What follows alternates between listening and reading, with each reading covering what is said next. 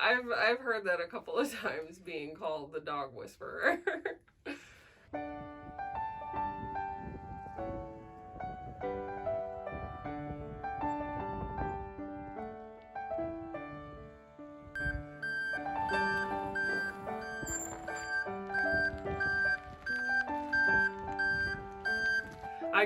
I get it, because I do feel like I have a very close connection with animals, and especially dogs, and I've always been able to, like, stay calm when they're nervous and read their body language and just know the best way to handle however they're feeling.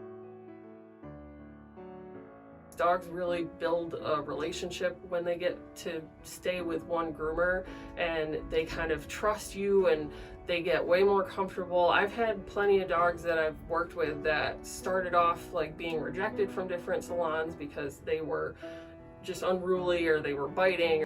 And when they came to me, they started off with that personality, but after a few visits, they started calming down, and now they're perfect and they don't have any issues, and I can just groom right through them and they don't have any problems, and I just love them to pieces.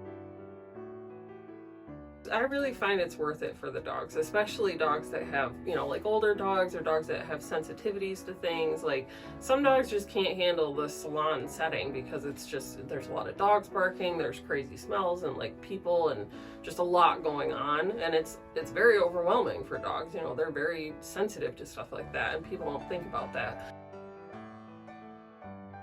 Every time we lose a client, it's awful. I cry every time. They're kind of like our own dogs, and once we lose one, it's just like losing one of our own dogs. I go through like a grieving period, and it's really hard on me. It does, it like gives me chills just thinking about it, because there's every year I always lose at least a few, and it's very hard. It's not an easy thing. You just get very connected to the dogs. And I actually had one client whose dog passed away the same day my dog passed away, and it was just something that we both kind of went through, and it was very nice to like have that other person there to kind of feel that at the same time.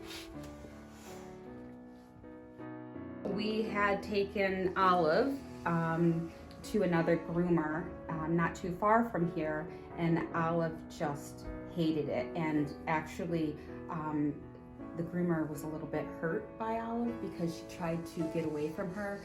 She would jump and move her feet, and what was funny is when Chelsea had Olive for the first time, she's like, that old girl knows every trick in the book, and she'd wiggle and wriggle, but Chelsea handled her beautifully. She's just amazing. I love her. She's the dog whisperer.